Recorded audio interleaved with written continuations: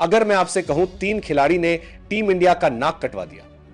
आपने सही सुना, जी हां, ऑस्ट्रेलिया के खिलाफ दूसरे टी20 मुकाबले में ऐसा लगा जैसे टीम इंडिया खेलने नहीं बल्कि हारने की प्लानिंग बनाकर आई हो।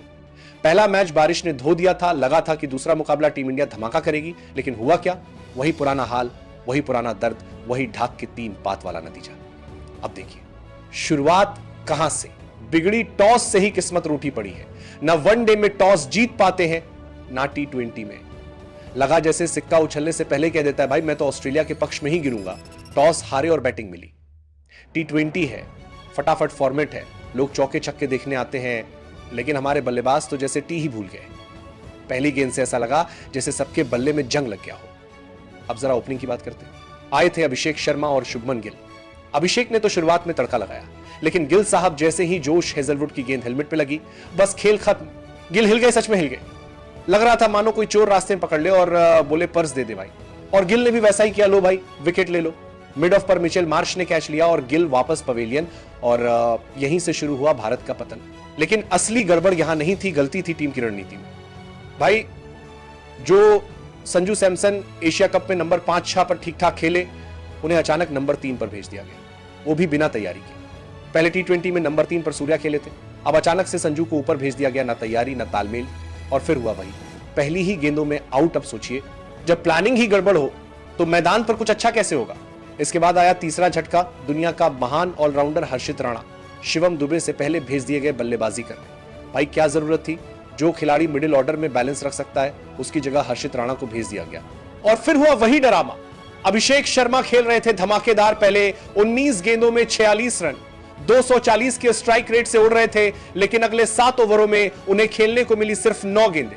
हां, सिर्फ 9 गेंदें। बाकी सारी गेंदें हर्षित राणा खा गए। 33 गेंदें खेली और बनाए 35 रन। भाई वाह, यानी जितनी गेंदें खेली उतने रन भी पूरे नहीं कर पाए। और इस दौरान जो फॉर्म में था अभिषेक, उसे स्ट्राइक ही नहीं मिली।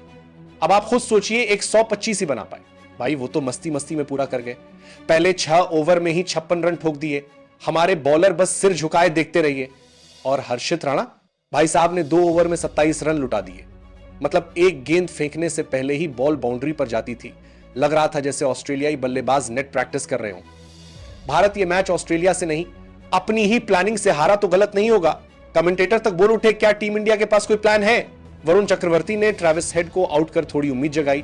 तिलक वर्मा ने बाउंड्री पर शानदार कैच लिया, लेकिन बस वही एक उजला पल था, बाकी सब अंधेरा।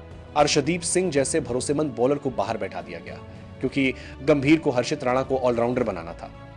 भाई वनडे में 4 विकेट लेना और टी20 में डेथ ओवर फेंकना एक बात नहीं होती। ये प्लानिंग नहीं, जिद है, और इसी जिद ने टीम की हालत खराब कर दी है। नंबर तय है, सूर्य 3, तिलक 4, संजू 5, दुबे 6। फिर हर बार एक्सपेरिमेंट क्यों? क्रिकेट में कॉन्फिडेंस चाहिए, लैब नहीं। अभिषेक शर्मा की 68 रन की पारी याद रखी जानी चाहिए थी, लेकिन नहीं रखी जाएगी क्योंकि टीम हार गई, उन्हें स्ट्राइक तक नहीं दी गई। यानी मैच हारा नहीं गया, हराया गया है गिल की गलती, संजू की पोजीशनिंग, हर्षित की धीमी बल्लेबाजी और गंभीर की प्लानिंग। 3 निकम्मों ने टीम इंडिया का मैच डुबो दिया, उन पर भरोसा किया जा रहा है। तो अब ये 3 निकम्मे कौन है? स्पष्ट है। पहला, शुभमन गिल जो रन नहीं बना पा रहे फिर भी ओपनर बने बैठे। दूसरा, हर्षित राणा जिन्हें ऑलराउंडर बना दिया गया, लेकिन ना बॉलिंग चली ना बैटिंग। तीसरा और सबसे बड़ा नाम गौतम गंभीर, जिनकी रणनीति हर मैच में उल्टा असर कर रही है। अब सवाल यह है, क्या टीम इंडिया इस हालात से बाहर आ सकती है? क्या हम अपने प्लेयर सही पोजीशन पर वापस भेज सकते हैं? क्या एक्सपेरिमेंट बंद होंगे, या फिर ये गंभीर प्रयोग टीम इंडिया को वर्ल्ड कप में भी डुबो देंगे?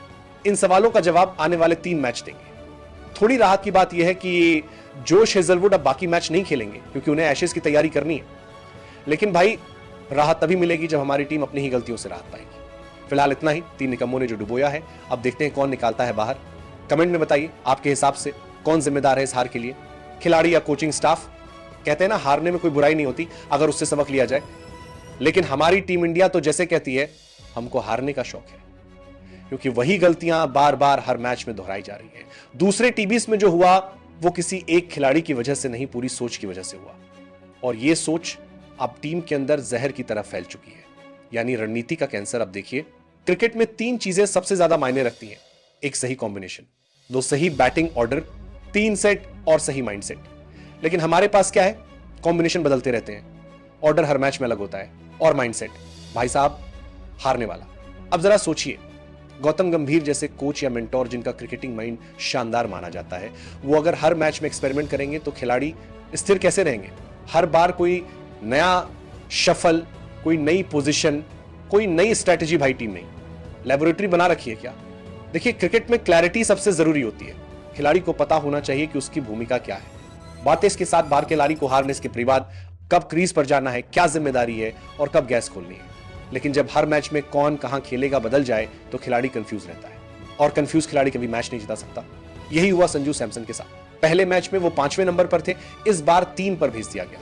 तैयारी नहीं, माइंडसेट नहीं और आउट। अब अगले मैच में फिर उनको नीचे भेज दिया जाएगा और फिर कहा जाएगा संजू फेल है। भाई फेल तो आप हैं जो उसे सही जगह पर इस्तेमाल नहीं कर पा रहे। अब बात करते हैं शुभमन गिल की।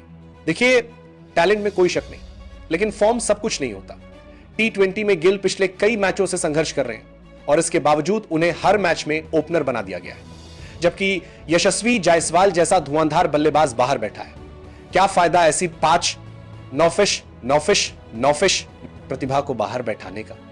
क्योंकि गंभीर और मैनेजमेंट की जिद है गिल को मौका देना है।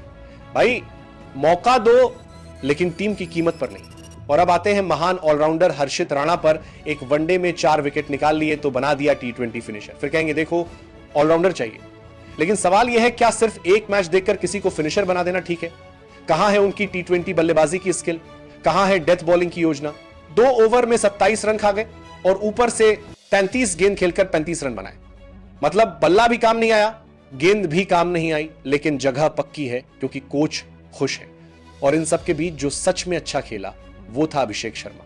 लड़का जान लगा रहा था। पहले 19 गेंदों में 46 रन। ऑस्ट्रेलिया के बॉलर्स को डर लगने लगा था, लेकिन क्या हुआ? स्ट्राइक ही नहीं मिली। 7 ओवर तक खड़ा रहा, गेंदें हर्षित राणा खेलते रहे। भाई ये कौन सी स्ट्रैटेजी है? जो बल्लेबाज सेट है उसे रोक दो और जो धीमा है उसे खेलते रहने दो। ऐसे में टीम इंडिया एक 125 रन से आगे जा ही नहीं सकती थी, क्योंकि रन बनाते नहीं, खर्च करते हैं। और फिर जब गेंदबाजी आई तो वही हाल, ना कोई प्लान, ना कोई सेट फील्ड, ना कोई बॉलर का कॉन्फिडेंस, सब कुछ बिखरा हुआ। अब देखिए, ऑस्ट्रेलिया की टीम में कोई भी बहुत बड़ा नाम नहीं था, वो भी अपने 2 स्ट्रिंग प्लेयर्स के साथ खेल रहे थे, लेकिन फर्क था टीम वर्क में। वो एक यूनिट की तरह खेले। हर ओवर, हर बॉलर, हर प्लान में एक सोच दिख रही थी। और हमारी टीम, भाई यहां तो हर कोई अपनी ही स्क्रिप्ट में व्यस्त है। अब जरा गौतम गंभीर की सोच पर बात करें। गंभीर अच्छे खिलाड़ी थे, कोई शक नहीं, लेकिन कोचिंग में अति प्रयोग उनकी पहचान बन गई है। KKR में भी यही किया था, हर मैच में बदलाव, हर मैच में शफल, और अब वही चीज टीम इंडिया में भी हो रही है। गंभीर को लगता है कि वो सब कुछ बदल सकते हैं, लेकिन क्रिकेट ईगो से नहीं, लॉजिक से चलता है। फैंस का कहना है हम हार को बर्दाश्त कर लेंगे, लेकिन मूर्खता नहीं। और सच यही है, अगर आप बेस्ट प्लेयर्स को सही जगह नहीं देंगे तो वो अपना बेस्ट कभी नहीं दे पाएंगे।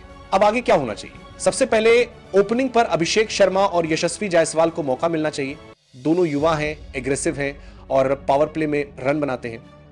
गिल को थोड़ा रेस्ट, 2 फॉर्म में लौटने दो। दूसरा, सूर्य कुमार यादव या तिलक वर्मा को नंबर 3 पर फिक्स करो, बार बार बदलाव से कुछ नहीं होगा। तीसरा, संजू सैमसन को नंबर 5 पर टिकाओ, वहीं उनका नेचुरल गेम निकलता है। और चौथा, कृपया हर्षित राणा को ऑलराउंडर बोलना बंद करो। T20 में परफॉर्मेंस चाहिए, नाम नहीं। गेंदबाजी में भी ध्यान देना होगा। अर्शदीप सिंह और मुकेश कुमार जैसे बॉलर्स को वापसी दिलानी चाहिए, क्योंकि वो जानते हैं डेथ ओवर कैसे फेंकते हैं। हर मैच में किसी नए को ट्राई करना टीम का नुकसान है। बॉलिंग यूनिट को कॉन्फिडेंस चाहिए, हर बार डर नहीं कि अगले मैच में ड्रॉप कर देंगे। और सबसे जरूरी, गंभीर और मैनेजमेंट को एक बात समझनी होगी, टीम एक्सपेरिमेंट से नहीं, एक्सिक्यूशन से जीतती है। कभी कभी जिद छोड़नी पड़ती है, क्योंकि मैदान में ईगो नहीं, परफॉर्मेंस चलता है। देखिए, भारत के पास टैलेंट की कोई कमी नहीं है। हमारे पास बल्लेबाज हैं, बॉलर हैं, फिनिशर हैं। जो कमी है वो सिर्फ सोच की है। जब सोच साफ होगी, टीम अपने आप जीतने लगेगी। वो दिन भी आएगा जब कोई निकम्मा नहीं कहलाएगा, बल्कि हर खिलाड़ी कहेगा मैं जिम्मेदार हूं। लेकिन तब तक हम फैंस को यही कहना पड़ेगा, टीम इंडिया की सबसे बड़ी दुश्मन टीम इंडिया खुद है। अब सवाल आपसे, क्या आपको लगता है कि ये 3 निकम्मे गिल, राणा और गंभीर अपनी गलती मानेंगे? क्या आने वाले मैचों में रणनीति बदलेगी या फिर वही पुरानी कहानी दोहराई जाएगी? कमेंट में बताइए आपके हिसाब से आगे कौन से बदलाव जरूरी है। और अगर आप सिलेक्टर होते तो किसे खिलाते, किसे बाहर बैठाते? फिलहाल इतना ही। अगले मैच में मिलते हैं इस उम्मीद के साथ कि भारत अपनी गलतियों से सीखेगा और 3 निकम्मे फिर से न डुबोए पूरी टीम को। वीडियो देखने के लिए धन्यवाद। जय हिंद, जय टीम इंडिया।